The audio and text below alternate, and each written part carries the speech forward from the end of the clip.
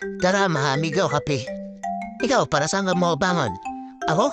Wala alam. Tambay lang. Pero talaga, punabangon na wala yung nagkaka. Bumili pala ako ng manok kanina sa Talipupa. At saka, tinuto sa air fryer. At habang hindi pa luto yung manok na niluto ko, chinecheck ko muna dito yung sinain ko. Baka pagod na to eh. Ang gamit ko pala ngayon na cellphone yung binili kong Realme 11.